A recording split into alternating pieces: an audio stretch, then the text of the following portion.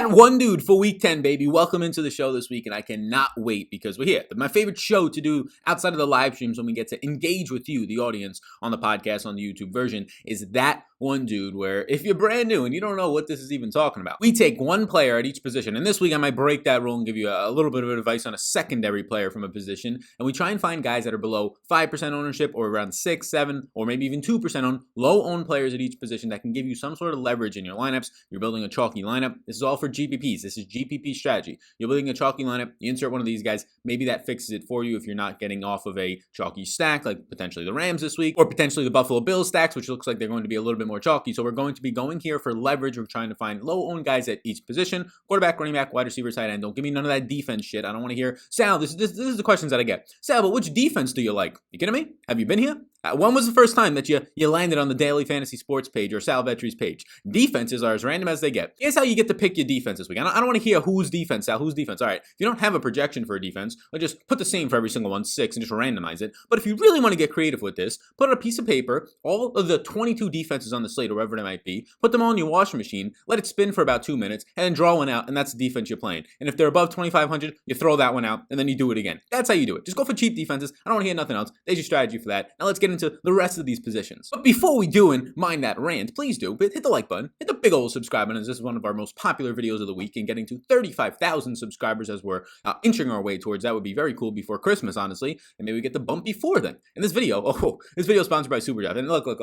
I literally feel like that we're going to bankrupt this company in Superdraft. If you're not familiar, it's a multiplier format. It's not like a salary cap base. Basically, like Kyler Murray this week has a 1x multiplier. If he scores 26 points, he gets 26 points. But you have guys on here like, let's say, Baker Mayfield with a 1.5x multiplier. If he scores 20 points, he gets 30 points, and he actually outscores Kyler because he has a higher multiplier. I have projections on my Patreon link down below. You can check that out. But Superdraft has been fantastic. So we have had somebody win over $30,000 in Superdraft. We had somebody take down $6,000 a week ago. And it's every single slate. Every single showdown slate that we go live, I had people in the Discord win first place, $3,000 in the Thursday showdown slate. And second place, it was like $1,750, overall over $1,800. So the patrons are feeling real good right now in the Discord. Everybody's having a good time. I saw some other people in there winning $300, $400, $500. So everybody right now is feasting on that. If you have any decent set of projections on Superdraft, there's no professionals over there. Think about it. Those people are putting all their time into Draftkings, FanDuel, Yahoo to an extent, sports betting now with player props being legalized in probably a lot of their states. They're not spending their time to go and play on Superdraft at this point, and the contests still don't fill. There is now $25,000 Rooskies to first on Sunday slate, and if you use my promo code SAL, this is how you do it, SAL, when you sign up, they will give you a free money bonus up to $1,000 in a slow drip format. You get 50% up to $1,000 Rooskies. They give it to you as you play. So check out Superdraft. I'm telling you right now, especially if you are a patron and you actually have access to these projections, or you want to become a patron and you are not yet playing on Superdraft, you are leaving money on the table. If you don't win in your first time playing, which I mean, you're going to have a really good chance to if you have these projections and you're playing multiple lineups, but if you don't win, you're going to eventually win. Just ask the people in the Discord. Check out Superdraft, link down below. Promo code SAL, SAL, lets them know that you came from me. Let's get into this bad boy now. We're going to be talking about, as we go through, the quarterback position, which I'll be honest with you, the quarterback position has efficient ownership this week. And what does that mean? Well, the guys who are going to be chalky probably should be chalky, coming in at 10+% owned. And I'm trying to look for a guy who's below 5% owned. And that becomes difficult on a quarterback slate where guys like Aaron Rodgers, I have at 7 projected ownership. I have all ownership projections if you want to follow along on my Patreon link down below. I have all player projections and rankings and a bunch of other stuff linked down below as well. Patreon.com/Sal_Vetri_. 2 is picking up ownership. I thought he might be that one dude. He's looking above the 5% threshold. Justin Herbert, all these guys that I want to play are above this 5% threshold. And now there's one guy, because of his price point and because of his stacking options, and honestly his like point per dollar value isn't that great, but we know he has a ceiling and he's leading all players this year in fantasy points per game, and that is Russell Wilson in terms of Draftkings points. He's coming in right around 5%, but I thought I would get a little bit more creative than just going with Russell Wilson here. So what we're going to do is go for a guy who I currently have projected for 2% ownership, and that man is a rookie this year. And I wish it was Justin Herbert, but he's not making the threshold right now. So if you want to just look for a guy who's going to be lower owned and the upside of a lower owned stack, this is probably something I would only play in Millie Makers if you're going to play it, not something that I would play in like higher stakes, so there's only like 200 or 300 people in the contest. But come on down, Joseph Burrow out of LSU. Look, Joey Burrow right now at 2% owned, I will be interested in having some shares. Doesn't mean I'm getting 20% owned of these guys that I mentioned here. If I get 4%, I'm going to be leveraging the field by double, right? That's the type of thing that we're looking for here to get some leverage. And this is a week where you don't really have to leverage too much on the quarterback position because, as always, ownership, in my opinion, does not mean that much for your quarterbacks. It means always something, ownership. But if you have a quarterback that's going to be, let's just say, even even like this week, if we have Deshaun Watson coming in at 10% owned or somewhere around there, that does not mean Deshaun Watson is going to be 10% owned in his game stacks or his team stacks. If you play him with Will Fuller and Brandon Cooks, that might only be 1% owned. If you run him back with somebody from the opposing team this week, the Cleveland Browns and Jarvis Landry, or you punt at a tight end with Austin Hooper, and that might be less than 1% owned. So you don't have to worry as much with the quarterback as long as you're playing properly, stacking things like that. We can teach you how to do so on Patreon on the GPP strategy show on Sunday mornings. But Joe Burrow, he's going to have a huge pass blocking disadvantage this week. It is the highest one I have ever seen in Pro Football Focus history at minus 103% because they have the 26th ranked pass blocking unit, and Pittsburgh has the number one pass rush, pressuring at a clip of 37%. The Steelers rank 5th in allowing the least passing yards at 215 per game. But this is the thing, right? So there's a couple things as to why Joe Burrow is at least worth mentioning. One, he's obviously low owned at this point. Two, he has clear stacking options, and now there's going to be no Joe Mixon. So he has 3 clear stacking options with Tyler Boyd, T. Higgins, and also AJ Green. And out of those stacking options, I honestly, as Auden Tate gets on the field more and is pushing AJ Green, I honestly like T. Higgins and Tyler Boyd the most. If you were to stack this thing up right now, they project out the best for me. So that's part of it. And also, he's throwing the most in the NFL right now. 41.2 attempts per game is the most in the NFL per game at this point. 47 red zone attempts is the 7th most, and his passing yards are top 8 just based on volume. So he hasn't been all that efficient all season long, and now you're telling me that he's going to have to continue to play from behind in these games that we're looking at right now. He's going to have to continue to probably throw 40 plus times. If Joe Burrow throws 50 times in this game, he's going to have to be really inefficient to not at least get you to the 300-yard bonus. I mean, if you're seeing 50 pass attempts and he's averaging only 6 yards per attempt, you're still getting that 300-yard bonus, and you're hoping to find your way into some touchdowns. Again, I would prefer to go up to some other guys. I would prefer to just play 20% of like a 10% owned Kyler Murray or 10% owned Deshaun Watson. But for the purposes of the show, if we're looking for a lower owned guy, I believe it is Joe Burrow, who is averaging 19.3 fantasy points per game.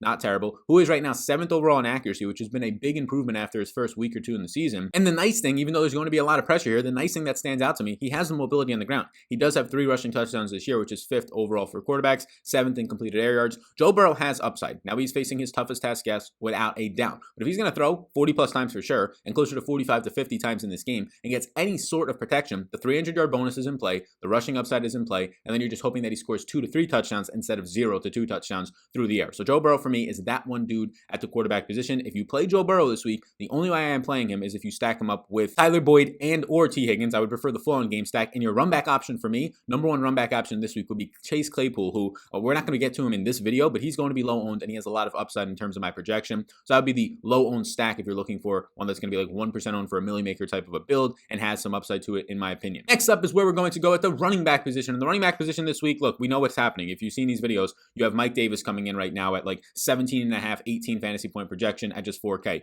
That looks very good. I might play 100%. I'm not going to personally put him into 150 of my lineups, but if the optimizer puts him in based on the projections, I'm not changing it. I'm okay getting 100%. Duke Johnson now with David Johnson ruled out with a concussion also looks very good at this point. My second best play of the day. I'm not shocked if I get like 90% Mike Davis and like 70% Duke Johnson in my lineup crunches. Maybe I'll have to manually change some things, but that's how good those two plays are this week. And if you're eating chalk and leveraging the field that way, I think it's okay. You just have to get very different in your stacks, which i.e. the Joe Burrow Bengals, but I think there's some options for lower owned guys. And one of the lower owned guys that we talked about in the videos that's a direct pivot off of Duke Johnson, who's the reason why he's not coming in with any of ownership, closer to 5% than Duke Johnson's probably closer to 20+%, is because he's only $100 more than Duke Johnson this week, and that is the rookie in the Detroit backfield, DeAndre Swift. So DeAndre Swift right now, he's going to be featuring a plus 19% run blocking advantage this week against Washington, who ranks overall number 12 in run defense. And this is a nice situation for DeAndre Swift because, again, low ownership here, and I do think that you're going to get a much riskier role. Like Duke Johnson came out and saw 20 touches last week, but that is exactly why Duke Johnson right now, let me pull up Duke Johnson's total ownership. That is why I have Duke Johnson coming in around 20% as of right now, and I think that number only goes up, whereas right now you're getting about a quarter of that ownership on DeAndre Swift at 5%. So do we think that just 1 out of 5 times that we can get DeAndre Swift to outduel Duke Johnson here? Yes, without a doubt, I think we do. And I think that there's a chance that Duke Johnson comes into this game and he sees a lot of receptions playing from behind like Vegas indicates,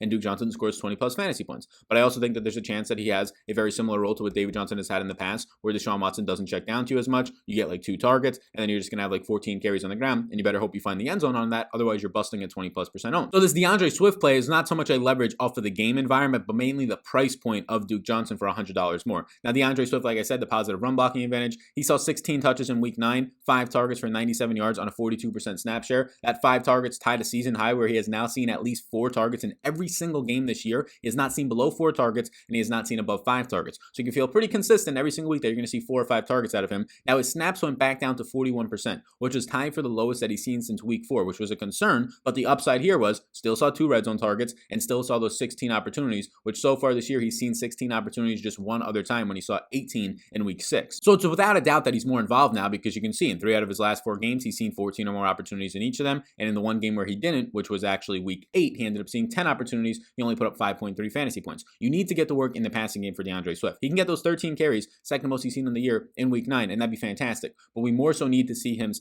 5 reception game like he had in week 2 when he scores 12.2 fantasy points, or some of his 4 reception games where he's scoring over 10 fantasy points for us. DeAndre Swift is a boom bust type of a play because of his usage being so sporadic. If you get 16 touches and 4 to 5 are in the receiving game, there's a good chance DeAndre Swift is going to be paying off for you close to 20 fantasy points if he finds the end zone. And at that point, he is probably outscoring Duke Johnson in more times than not. So DeAndre Swift at a quarter of the ownership of Duke Johnson is basically just a leverage play off of some of your Duke Johnson lineups. Meaning that if you're playing a very chalky lineup, you have Mike Davis, you're playing Devontae Adams, you're playing a Rams stack. Like, that's going to be one of the chalkiest types of builds you can make. If you just rotate out Duke Johnson, which would be the chalk fest of all chalk fest in that lineup, and you pull Duke Johnson out of that and you put in DeAndre Swift, bam, that lineup probably just became unique more times than not. So right now, DeAndre Swift in his matchup against the Washington football team is going to be that one dude at the running back position. And now we get into what is usually my favorite parts, is when we start talking about wide receivers, because there's so many, especially this week when the wide receivers are going to be direct leverage off of Mike Davis's price point and just lead you to more natural bids. Again, I don't really want to get off Mike Davis that much. I could play these cheaper wide receivers at 3% owned and also play Mike Davis, and it actually makes me unique more times than not. But there's a lot of wide receivers that I like this week, and there's honestly a lot. I'll mention a couple of them in passing just so that you guys know where some of the low end guys are. But for the most part, you can sign up for Patreon, patreon.com/Sal_Vetri_. You get projections, rankings. My ownership projections are now on there. We have a bunch of other stuff as well. Showdown information. We'll have a closing thoughts GPP show on Sunday, me going through my exposures. If you play with an optimizer, me going through my rules and groups. And even if you just play a couple of lineups, it's going to help you a ton in terms of these are the quarterbacks that you actually should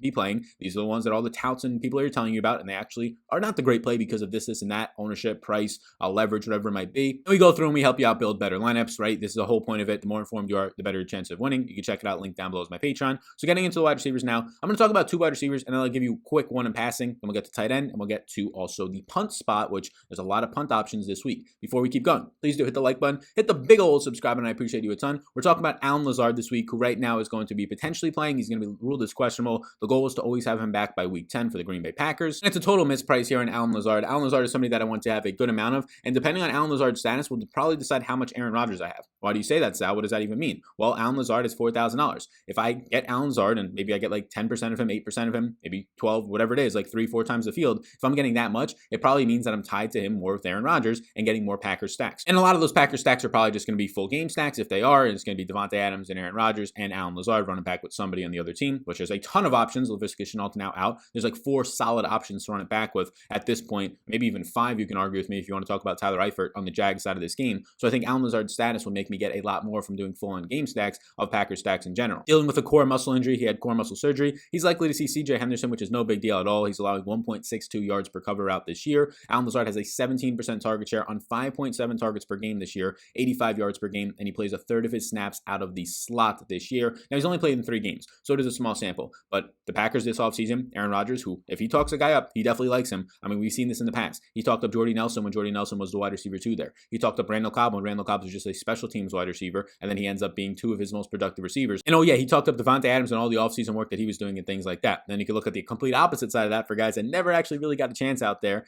Jared Aberdabus. You also have Jet Janis, these guys that just never really earned his trust. Now you have Allen Lazard being this next guy who's getting a lot of credit. And in week 1, Allen Lazard over 18 fantasy points. In week 2, 7.5, but he sees 5 targets. And the week after that, they also didn't have to throw as much in the second half. Devontae Adams got hurt, and they basically just handed the ball off a ton. And then in week 3 versus Janoris Jenkins and the Saints, he plays 95% of the snaps, and then he ends up putting up 146 yards, a touchdown, 26.4 fantasy points. So a guy like Allen Lazard, and it's mainly the price point. If you just get Allen Lazard out there and you get what's probably going to be a standard 6-7 targets out of him, especially since it's just been all the Devontae Adams show right now, I think Allen Lazard is a very strong play at what I currently have projected, and these are the ownership projections for the guys we talked about. Burrow around 2 or 3%, DeAndre Swift right now around 6 or 7%, Allen Lazard somewhere around 5% at this point. Go ahead and get Allen Lazard. He's our that one dude number 1 at the wide receiver position because, oh yes, we have another option as well. And I'm surprised to see this guy's price still at the flat minimum. I think Draftkings is messed up here, and honestly, this could just be a punt play, right? I could just say this is a punt play. This guy's only 3% owned, but I think he's that good of a play that I'm going to put him in the wide receiver section as well. And then we can talk about a couple of other punt plays after we discuss tight ends. And that man's name for the Miami Dolphins is Jakeem Grant. I have Jakeem Grant around 3% owned right now, and Jakeem Grant is only $3,000. And the big reason why Jakeem Grant looks good is, well, he's $3,000 still, so he's a nice punt play, but there's actually upside in Jakeem Grant now. Jakeem Grant has been playing a lot more. So Isaiah Ford, this team let go, and he's picked up by the New England Patriots about a week ago. So this past week was Jakeem Grant's first week of being the full-on starter for his team, in the slot that is, and he plays 60% of the snaps, by far the most he's played on the season. The highest before that was 54% in week 1, and then after that, you're just looking at like 30% snap share. So he plays 60% of the snaps. He ties for his second most routes run of the year with 21, and he sees 5 targets, which is a season high for him. 4 receptions also ties the season high. So he comes out and he scores 7.5 fantasy points, the most that he scored on the entire season if you take out his punt return touchdown a couple weeks back, and the usage looked fantastic. And now Preston Williams finds himself on the IR. So Jakeem Grant goes from being wide receiver 4 to Isaiah Ford getting cut wide receiver 3. Now plays a season high in snaps, he's a season high in targets. Overall, he's looking pretty good. Now the wide receiver 2 and Preston Williams goes down, and now Jakeem Grant's the wide receiver 2. So what is the bump for him? Now I don't think it's insane. I don't think he goes from 5 to 10 targets, although I think that's possible. I don't think it's likely, but I think it's possible. I think maybe he goes from 5 to 7 targets at $3,000 flat if you're looking at 10 fantasy points, which I currently haven't projected. As you can see on the screen right now, we've been putting the projections, if you're listening on the podcast as well, on the screen for some of these other guys, just a little peek behind the curtain. But Jakeem Grant, I currently have projected for 10.6 fantasy points at his price point. It makes him my number 1 point per dollar wide receiver play this week, in a week where there's a lot of nice wide receiver plays. He's the only one that crosses a 3x multiplier for me in terms of my value. Point per dollar bang for your buck, and I have him at 3.53x because I haven't projected for 10.6 fantasy points.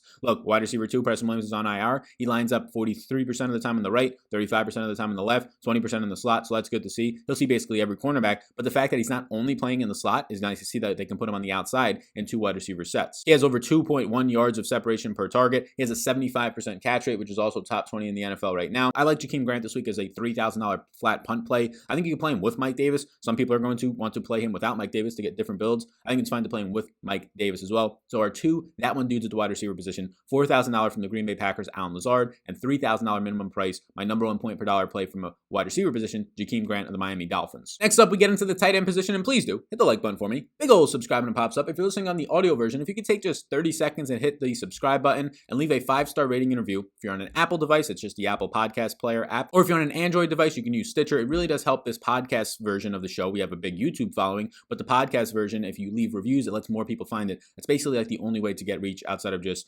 natural discussing and talking about it in word of mouth marketing. So I appreciate you all a ton. And be sure to check out Superdraft. Again, my name, promo code SAL, S-A-L. Every single slate that we have done, whether it's a Sunday main slate or the showdown slates on Monday or Thursday night, I have received a message from somebody winning at least 4 figures. That happened again on Thursday when somebody won $3,000 in first place, and then they ended up winning way more than that because they took down like some of the top 20 prizes as well. And then also on Thursday, we had somebody in the Discord not only win first, but another person won second for over $1,800 total dollars in winnings on Superdraft. So be sure to check out Superdraft. We're going to bankrupt this company pretty soon by the wins that we're getting in the Discord. Look, the patrons right now are just armed. They're going to battle right now with the projections. They're going to battle with some ownership. They're going to battle with the knowledge of Superdraft and the community talking amongst themselves in the Discord right now. And they're just going to battle with these loaded rifles on top of hills. And you have a bunch of people just walking into battle with nothing. And it's just a slaughterhouse right now for the patrons. They're just taking all the money on Superdraft. Other people are just walking into the contest going, all right, we might try this thing out. Nope, patrons are saying, we got you. We're loaded. We're not even going to have a chance at even seeing the top line. That's what we're doing right now on Patreon and the Discord. So check it all out. Try and get in there if you want to. I mean, right now on Superdraft, promo code SAL, you get that bonus up to $1,000